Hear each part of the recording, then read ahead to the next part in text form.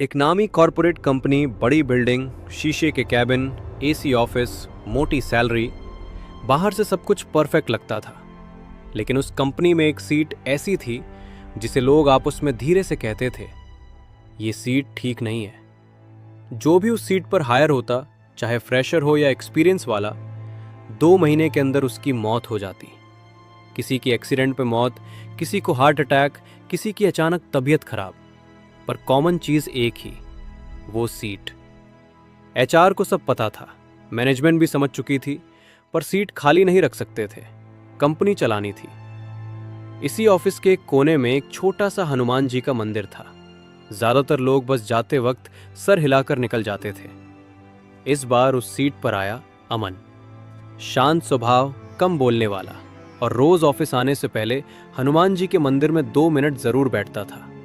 लोग आपस में बोलते, 2 महीने का मेहमान है, देख लेना यही अगला नंबर है।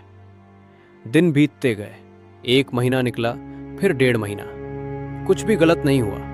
पहली बार वो सीट चुप थी। अब होने लगा उल्टा।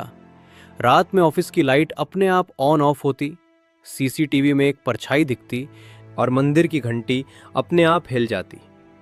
एक रात अमन देर तक ऑफिस में रुक गया। अचानक उसे भारीपन महसूस हुआ, सिर घूमने लगा, और सामने वही सीट जैसे घूर रही हो।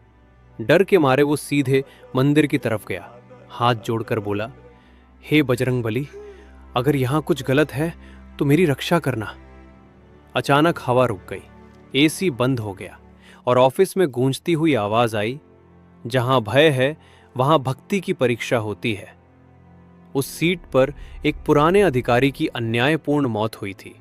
उसकी नकारात्मक ऊर्जा उस कुर्सी से बंध गई थी। हनुमान जी की शक्ति तेज प्रकाश के साथ मंदिर से ऊर्जा फैली। हनुमान जी की गदा की गूंज सी महसूस हुई, और वो नकारात्मक शक्ति हमेशा के लिए खत्म हो गई। अमन सुरक्षित था, ऑफिस में सब कुछ सामान्य। वो सीट अब बस एक साधारण कुर्सी थी। कंपनी ने मंदिर को और सम्मान दिया। लोग समझ गए, पावर पद में नहीं होती, सुरक्षा विश्वास में होती है। जहां कॉरपोरेट की ताकत खत्म होती है, वहीं से हनुमान जी की रक्षा शुरू होती है। जय बजरंगबली।